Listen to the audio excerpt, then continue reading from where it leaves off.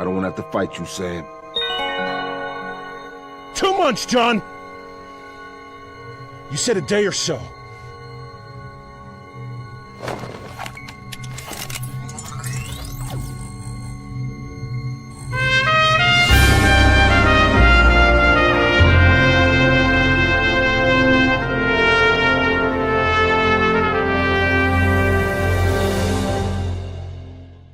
I saw the blackness of space, and I saw the curvature of the earth, and how small it is, and how beautiful it is. And I was reminded more dramatically than ever how Earth is the only place we have to live.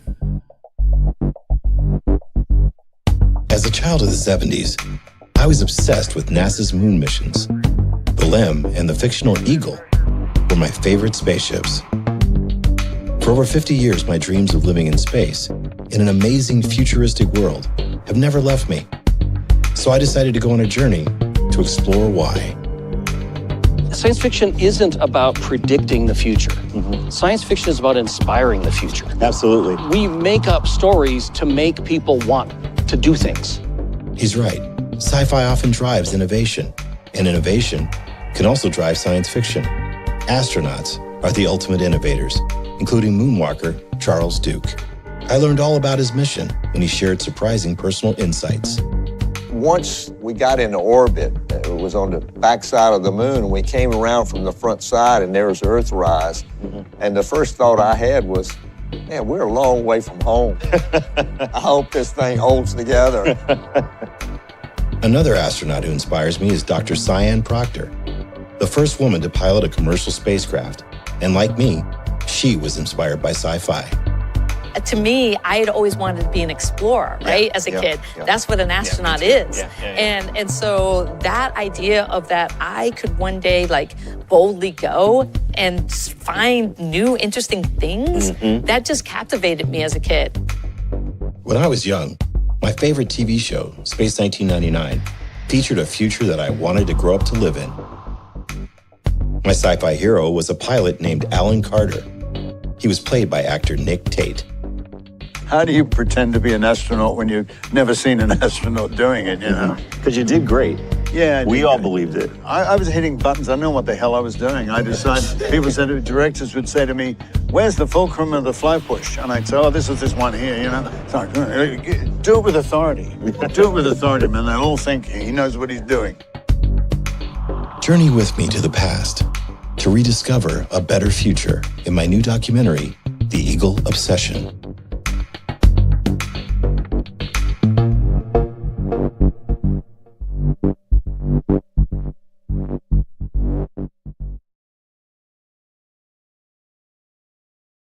Greetings, humans out there, internet land. My name is Troy Bernier. This is the Miami International Science Fiction Film Festival, and we are into what we call the late hour. The late hour, nice, quiet discussions by the fireside. Of course, it's hard to have fire here in deep space, but it's kind of a bluish flame, sort of like the proto-molecule. And we're just going to be having some nice chats with some filmmakers, screenwriters, about their science fiction content, what they think of science fiction too. That's really important. Don't you think so too? So here we go. Mr. Scott Dell, how are you? How are you doing? I'm great. Thanks for having me. Good. Your film is Afterlife. Afterlife. This is a short film where the person is haunted by grief, a near future where sadness can be outsourced. April Neal considers a new outpatient procedure where an AI implant that can replicate her mind, replace it with a digital copy, and spare her loved ones the pain of loss. Set one product lunch from today, Afterlife is an introspective sci-fi thriller about art, identity, and the slow erasure of self in the age of artificial intelligence. Man, that's a scary thought, man. What are you trying to do to us? And then we have here Mr. Jason Crum. Holy smoke, alumnus Jason Crum. I'm sure you were losing it with that last trailer we saw, Space 1999. I know you like that. Oh yeah. I remember that. That's great. Awesome. You're gonna love that, Doc. But your film is called Andor. where a little blue creature named Mimo is lost in the wild world and befriends the Sylvan King, the one-time Lord of the Forest. And together they travel to the capital of an empire ruled by a mad, naked chihuahua. Well, I think you should sell that to Disney. That'll be a real hit over there in Orlando. And Jason's coming to us all the way from Oregon, right? Yes. Good, Yeah. good. And Yeah. Scott's coming to us all the way from Tallahassee. Oh, right. Awesome. Yeah. Awesome. No. It's not Pixar, but it's a little bit, inspired by those big kind of colorful things. I'm not afraid to try to hit one up the middle. Sure. It's good to see you, man. Good to see you. The last time you were with us, I want to say it was what, about 2-3 years ago? Well, yeah, no, we talked like like a year ago. No, when you came to the festival, you came to DC. Yes, I did in 2022. Yes, that was when we were just coming out of COVID. Yes, yeah. It was great though. I Miami's like, Miami's Miami. So awesome. Well, we're gonna start out here, Scott. Your film Afterlife.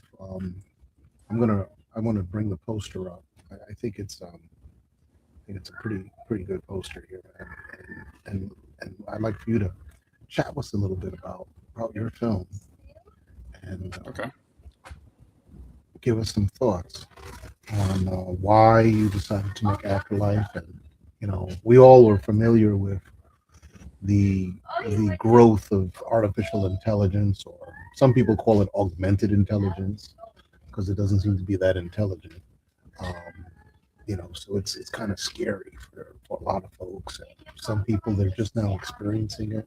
But what motivated you to write this story? Been kind of kicking around this idea for a few years, but I guess it was sort of, I don't know, inspired by the state of the world, things like Neuralink. And I think most sci-fi tends to, especially sci-fi that deals with artificial intelligence, or the afterlife, it's usually about people that are trying to live as long as possible, chasing eternal life, right? Some sort of salvation, longevity. And I kind of wanted to just flip that around, so instead of, maybe it's kind of dark, I guess, but instead of using new technology to extend life, it's like, well, how would this be used? Maybe to shorten it, and sort of imagining a future possibility that I think day by day seems more and more realistic, but yeah, that was sort of the seed. And I have a feature film that I'm trying to raise money for, and I wanted to do like a short film first as sort of like a proof of ability, right? Because I come from more of the commercial world, and shooting like sketch comedy and local ads and things like that. So yeah, I mean, this part of the process was just making a short film to make a short film, and I've had this idea for a while. I had access to these particular locations, and I kind of wrote this story around the resources that I had, I guess. Yeah, sure. We've seen, we actually have quite a few. I would say there are a few, maybe 3 or 4 AI related stories, and they're shorts, and it's, when you size them up, they're more sci-fi thrillers they're more thrillers than anything else. Yes, it's science fiction, but it's not happy-go-lucky fun stuff. They tend to be dystopian in their vision, and it's usually about the android is being abused, and the android is seeking revenge, or something just goes wrong. And as like with your film, and it's not what people actually would probably want. It's just some sort of corporate solution. And so it's, in other words, it's how we're using the technology. Great tool, but it's how we're using it. And what you're doing is what science fiction is really all about. We are allowed to create these scenarios to illustrate what not to do in our regular day-to-day lives. And that's exactly the way science fiction is intended to be used. It's a tool to study ourselves. You know? It's a tool to study us. So you're doing really good by that. I appreciate that. Yeah. So Jason, I just want you to pause just a tiny little bit here. We're looking at some more of the photos here from the film, and this was shot in Tallahassee. Yes, yeah, it was all shot in Tallahassee.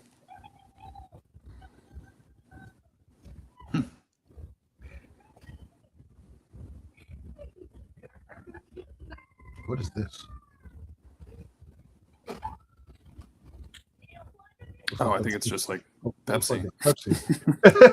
Soda, that's a big cup. Just a little Soylent Green. Awesome.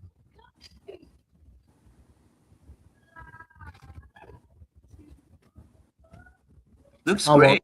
Yeah. How long did it take to produce? So there were 6 shooting days, and Layla Kilborn was the DP, and she was great. You know, actually met her online. She lives in Brooklyn, but she did Girl State, which I don't know if you guys have seen the show on Apple TV, but probably like 2 weeks before we shot, you know, she won an Emmy, so it was pretty awesome. Great. to work with her. Like I learned a lot, you know. She was fantastic, but yeah, I mean, you know, most of the look is certainly because of Layla. Oh, this is great. You've got a pretty full crew here, man. This is awesome. This is awesome. Medics. This is awesome. Wow, yeah. That looks like full production. I mean, and it seems like it is a full production. That's a lot. That's a lot just to do, much less everything else. Just being able to get everybody together, just being able to, you know, then you do the thing. That's impressive, you know, especially when it looks that good. So you're trying to do something with it, you know, that shows what you can do. It seems like you've really done it. So you see how you say unscreened? I don't think I would say that. Because you do have an official selection. I wouldn't say unscreened or not. You know, it will be in a virtual festival. And it is an official selection, and it does get the opportunity to compete with all the other films. Gotcha. I'm pretty new to this, so I just wasn't sure how it kind of impacted, you know, all the other outstanding applications. Yeah, you don't want to get hit with a negative with that. Awesome. Well, this is really good. So, can you talk a little bit more about how the film is how it was received at the other festival or other festivals, and you know how you're sending the film in and all of that. How's that coming for you? I mean, I had like a private screening locally, you know, right. And I mean, of course, that was nice. You know, that's kind of the easiest audience, you know. Yeah, the cast and crew, you know, family, and then friends. Yeah, you know. No, I don't know, man. I think it's one of those things where, to be honest, it's probably the worst time to make a film about AI, you know, even if it's one that has sort of a different take. You know, I think people are already kind of sick of it, right? And especially with like a 23-minute short film. So I think the festival thing has been quite the uphill battle. You know, I think it's been just a few months of, you know, rejections, to be honest with you. So well, I don't know. I'm still waiting on, you know, several more. It is going to screen at the Tallahassee Film Festival in whenever they're having theirs this year in August or September. And I think the local reception's been good. And, you know, it's also opened some doors in terms of like meeting other producers and trying to maybe raise some money. But yeah, I mean, it's so far, you know, not a lot of festival love. Well, do you want to know what I think? Sure. So there are a couple of things that you could do that would improve its standing. And one of them is to understand that there's, you know, have you ever heard of people selling their film more than once? Not sure what you mean, to be honest. So you have a runtime of 23 minutes 51 seconds. I can assure you that. Let me see. You probably did you edit the film yourself? Who edited the film? I didn't. You said you did not. I did not. No. You did not. If you had a conversation with the editor, it's possible that if the editor is told to shorten the film, they might be able to do that. Right? So if that is done, and let's say hypothetically, they take 5 minutes off, now the film's 18 minutes. Right? That by itself is going to improve the chances for the film to get in festivals. Because someone can say to you, well, can you tell the same story in 18 minutes versus 23? I would say it's highly, highly probable that this could be the case. That's, like I said, that's going to help it. The second thing that's going to help it is not necessarily, but I think it could if it had a trailer, a small teaser. I think that would matter. That would matter.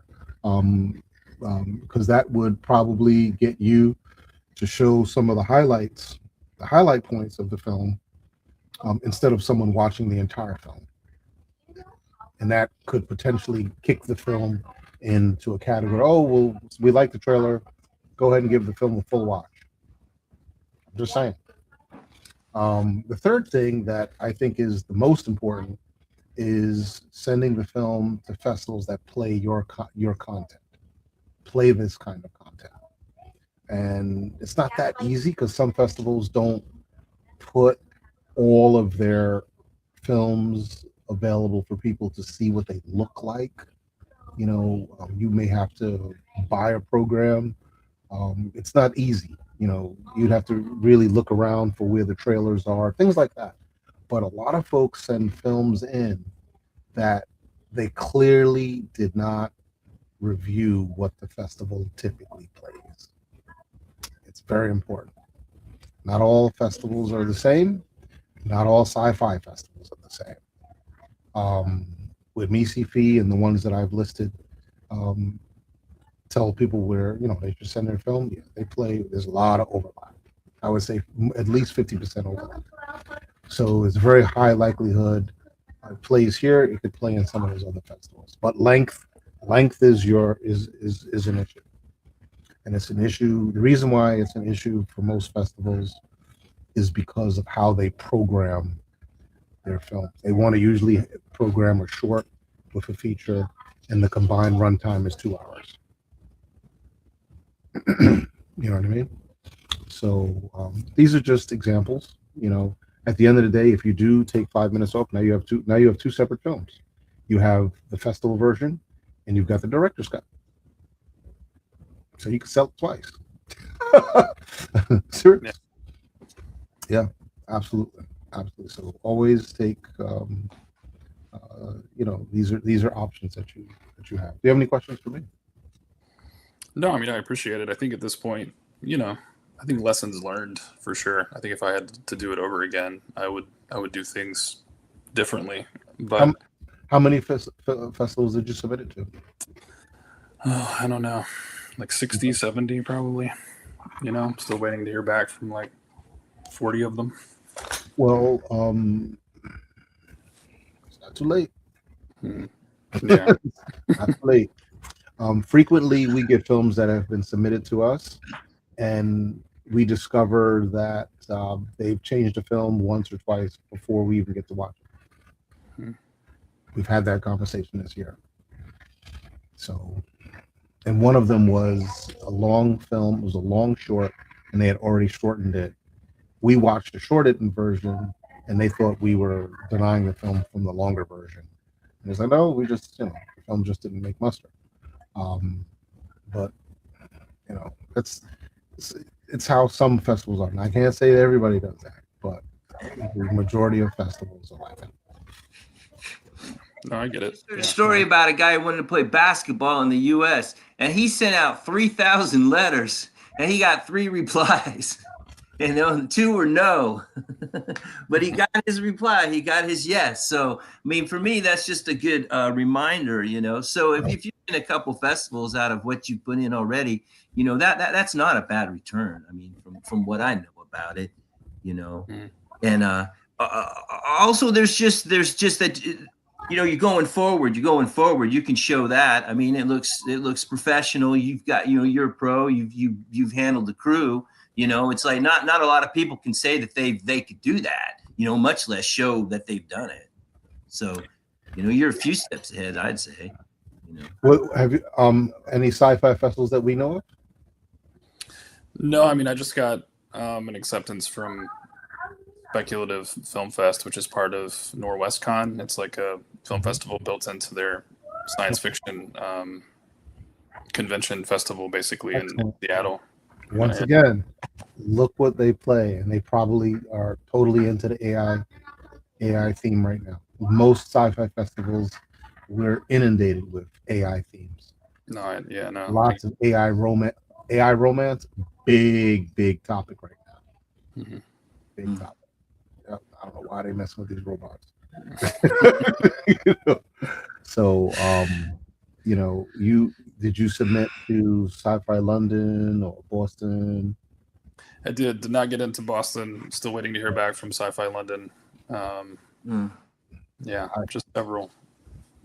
Lots. I mean, I tried to be strategic, you know, with some regional fests, some bigger fests, and also like the genre specific fests, and you know, and I'm trying to like build a presence in Florida as well. You know, I mean, the feature film that I wrote is called Tallahassee, you know, so it's very much like a homegrown kind of local Florida specific film, you know, so I'm really trying to like do the grassroots. Yeah. So a film like that is feature, right? And it's called, and the name is Tallahassee, right? Mm-hmm.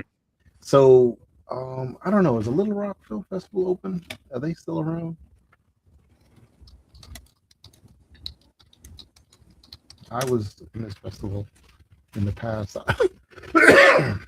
I don't know if they're still around. But my point is that no, they're closed. They're done. My point is that film like that is going to do well with all the Bayou type states because that's the culture. That's going to do well. So I would definitely send it at those type of festivals, from everything from East Texas through the whole South, going up to South Carolina. Definitely, because like-minded may work positively for you. That's my take on that. And of course, do realize you travel to some festivals. There was a lot of talk of this on the last show. If you travel to festivals, and you know, just travel to attend, you know, and next you know, you're getting an opportunity to meet with a lot of the festival people and let them know who you are and what you're doing. And at the end of the day, everybody's looking for good content.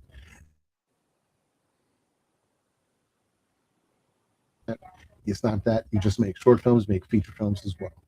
So don't let it beat yourself up. You know, because that is a lot of festivals to be submitting. That's a lot of money to be getting that many denials. I would definitely look at shorten it a bit.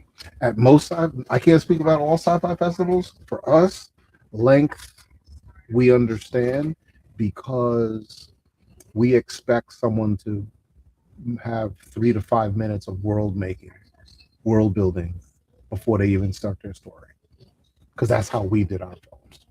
So we were the type that were always getting slammed for having a long short, and some festivals would say, oh, we're not interested in looking at a short film unless it's 12 minutes long. And those are programming issues. That's why that's usually why they're that way. So, you know, it's not your movie, but if you're looking to squeeze it, it's okay to do a little. And then you got 2 versions of the film, because what happens is when you're attending the festival, films in, and they say, oh well, we have 2 versions of the film that you can watch. Fans are going to say, oh, I want to watch that too. People want to do that. Some may pay. So, just another option. All right, so Jason, let's talk about Andorra. Andorra, and you actually have a trailer. I'd like to play the trailer. Can we play the trailer, Andorra?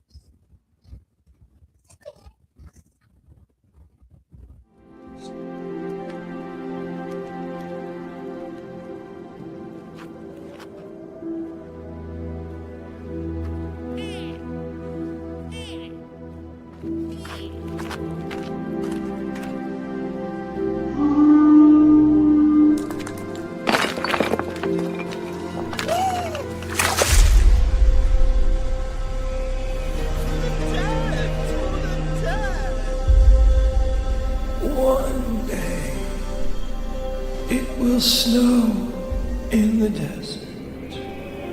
Until then, no water.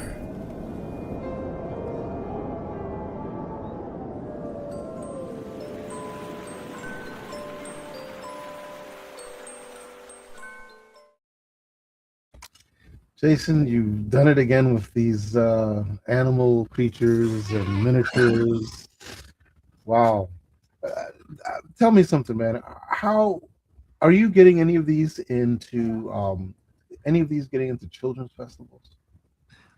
You know, I don't send it out too much because I mean, I'm already like halfway through another one, you know what I mean? And so I don't really, it's like a no budget thing in more than one way, you know? So just promoting it takes full time.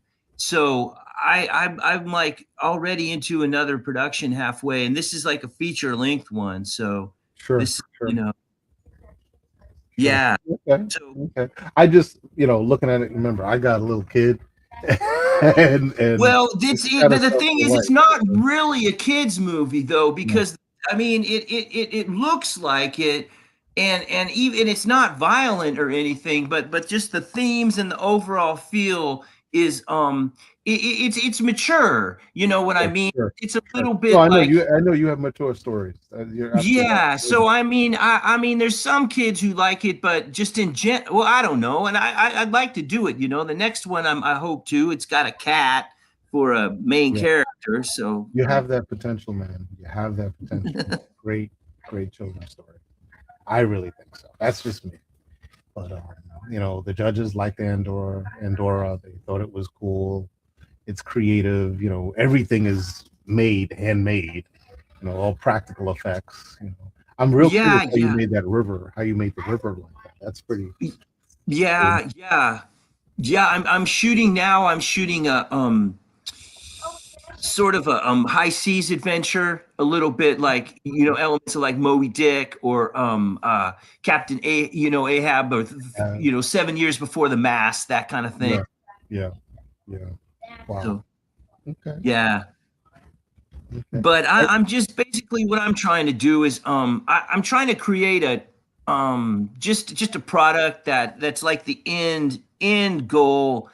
It's just like that's the final thing. And because I do everything, it's just sort of like this concise entity. Hopefully that I'll get to the point where I can try to offer that up just directly to some sort of distribution type situation. Right. Have you had any luck with some of your previous films with distribution? You know what? I have not really even tried to promote them. Honestly, because I only started doing this maybe 6 or 7 years ago. Mm-hmm. And so there's so much stuff out there. And it's so difficult to make ripples. That I'm like, okay, what's the best way for me? Well, not only for my peace of mind, but just to move forward. I'm like, okay, I can keep making things. I can keep getting better at what I'm doing, Mm-hmm. So by the time I would have been like spent half a year promoting something, well, then I'm really into, getting something else done that, in the end, I feel like it's got to kind of stand for itself, speak for itself, because I don't have the push behind Right, it, right.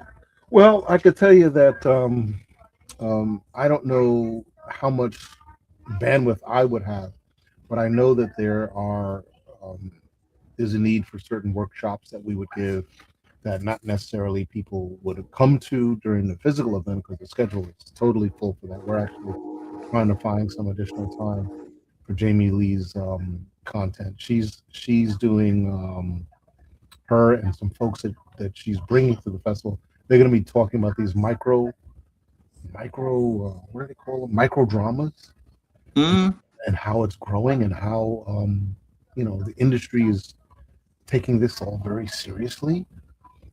They're cutting budgets like crazy so that they can focus on micro dramas. If you can imagine, Yeah. I don't even know what that even could mean, but that's going to be the hot topic at the festival. Well, it's just an economic consideration, which is why Scott's project is so impressive, to be able to marshal those resources, to be able to make all that happen. That's really something, that really shows something, and when people are going to put that money out for that, well, having something like that is vital. It's like I couldn't do that. I don't have that big production sense, that ability, so I did, okay, this is what I can do. I can do these little things. It's kind of based on like handcrafts. It's based on all my writing, and it's like miniature stuff, Well, Scott, I from what Jason's saying, I'm someone that sees the positive spin on a lot of this content because when I was doing film, when I was filming day to day, doing the stuff that a lot of y'all are doing now, we were rejected immensely. It was kind of funny, and they would tell us why we were rejected. So it was almost insulting in some ways, and that's one reason why we kept trying to push the envelope on our development capabilities. Where when we got into Planeta Desconocido, we started hiring people to do a lot of the stuff that we were not experts in, and visual effects, costuming. We did not, we directed people on what we wanted, but we had experts come in to take care of a lot of the work, and we're happy we did because we ended up with a product that was okay, better than if we had done it, So we were happy with that. But the competition is very challenging depending on where you're going. But the most important part is that we're in a very good time for independent film. This is another topic that Jamie is pushing, which I'm in full agreement. That because of the fact that Hollywood, these big studios are having problems. Having problems, they can't make any money. They're having all sorts of issues. This has created a void of content that's not in the system, right? We're talking feature films, which, we're looking hundreds of hours are not in the system. So people who are independent filmmakers that are spending a tiny fraction of the money are able to produce content, get it out there, and make some revenue on it, depending on where they go. So at the end of the day, as long as they keep their costs way, way down, which is so possible, I see it with these films, that they're making these films for under $200,000, the features, and they look great. They're excellent films, Like they're gonna the features that we have, many of them they're definitely gonna get picked up by somebody. So I'm a fan for the indie filmmaker. I think that the world forward for the indie filmmaker is better than it was 5 years ago. Than it was 10 years ago. Yeah, there's not going to be anything but, there's not, I've been in Hollywood. It's pretty much over, So if you're in a position to be able to pull off like a feature film over in Florida, that's looking better than, everybody's looking away from Hollywood. Yeah. But yes. Would you like to see another trailer or two? Yes? Sure. Yeah. Here we go.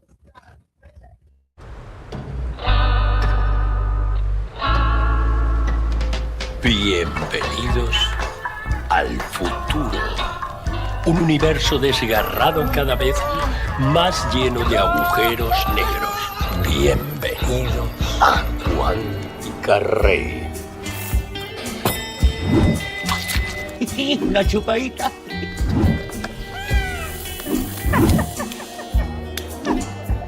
Demasiados agujeros de vuelta a casa. ¡Cuidado! ¡Un agujero negro! ¡No está aquí! Y ahora no consigo. El universo está moriendo. Los baños, las de una fiesta, una rave que nunca termina, una super mega party. La DJ. La terrorista. Activista performer. En mi nave no. ¿Dónde esconde la reliquia? ¡Qué botellín! ¡Malditos quacks! ¡Está perdiendo el control!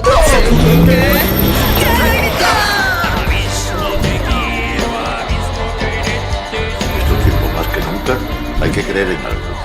En los Talabi, en el rock, en una mujer desnuda. ¿Qué has hecho ahora, Galilei? ¡Dios! Dejémoslo en producto de tu imaginación.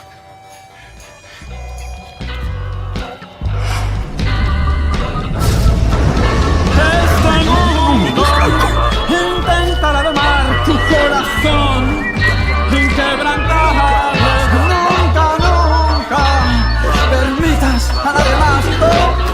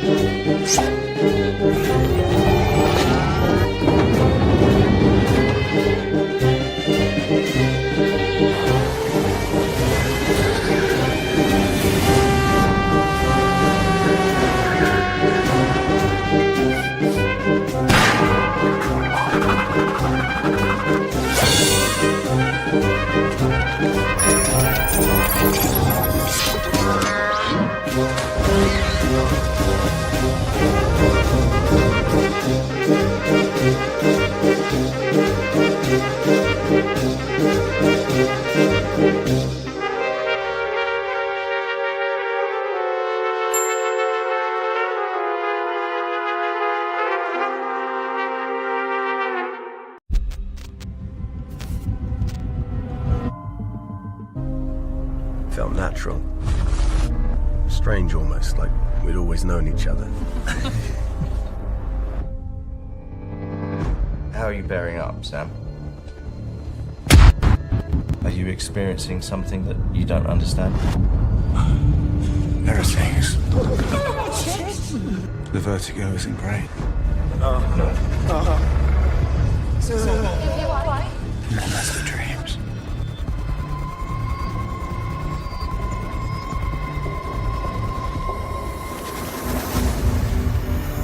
What's causing this?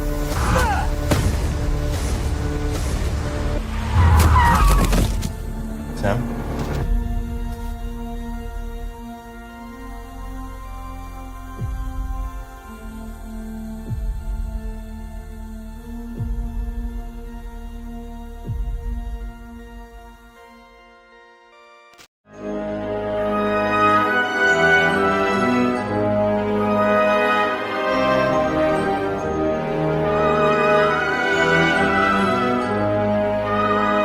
about the thing I said or did for you that time? Patty, you must try the meatballs. You think he's not enjoying the party? Laura, we are all enjoying the party. Good evening, ladies and gentlemen.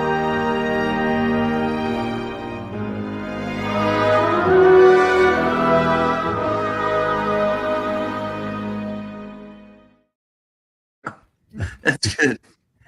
Yeah, it's quite a selection. We have the films in the physical festival, and it's probably going to be somewhere between around 70 in the virtual festival.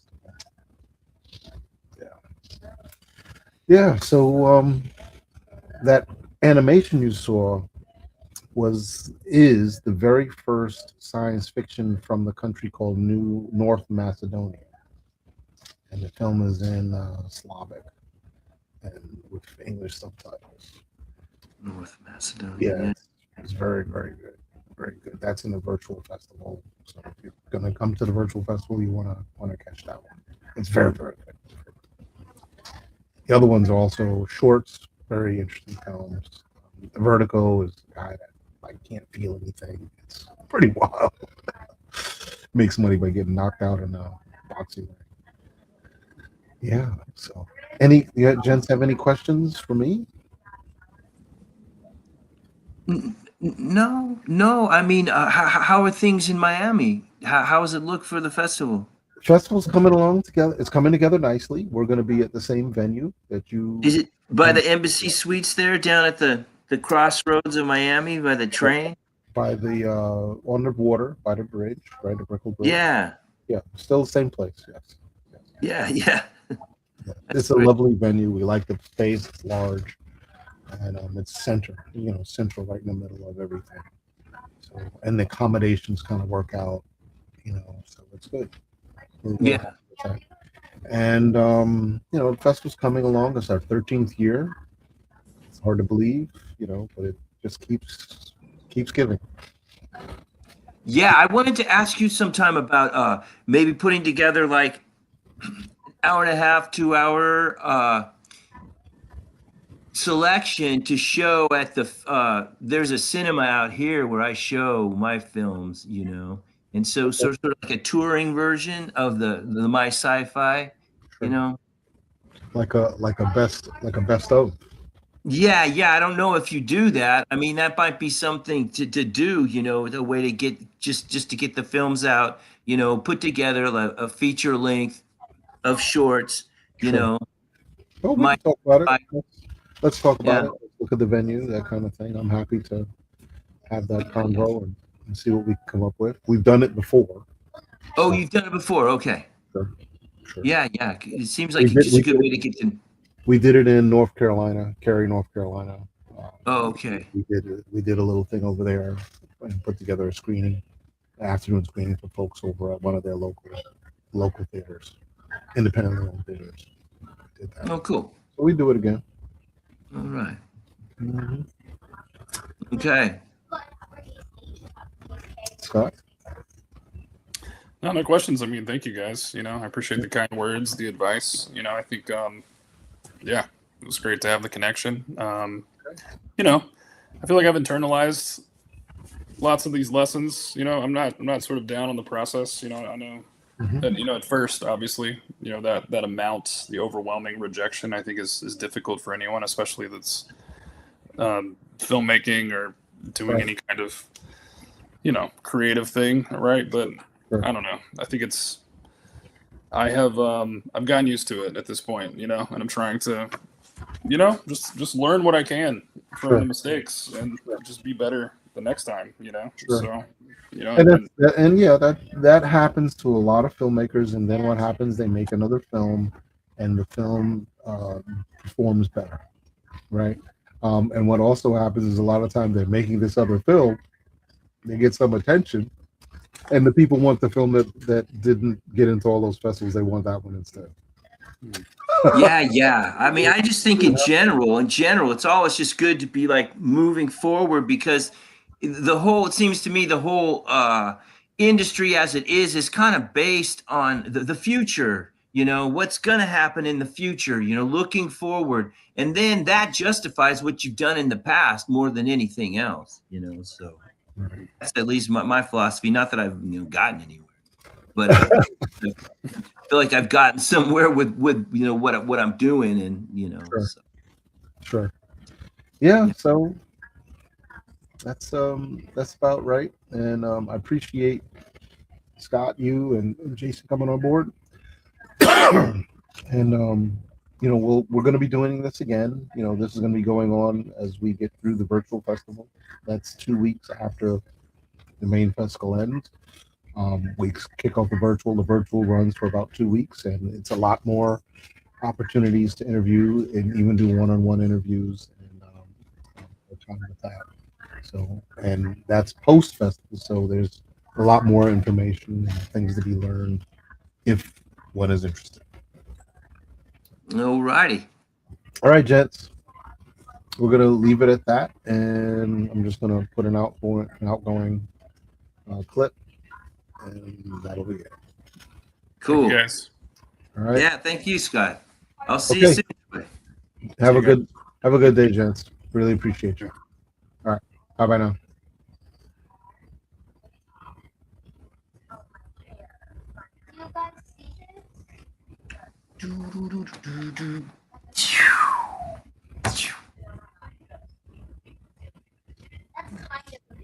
All right, folks, that wraps it up, and we are done for the quiet hour. The quiet hour here, and we're just gonna close up. That's it. All right.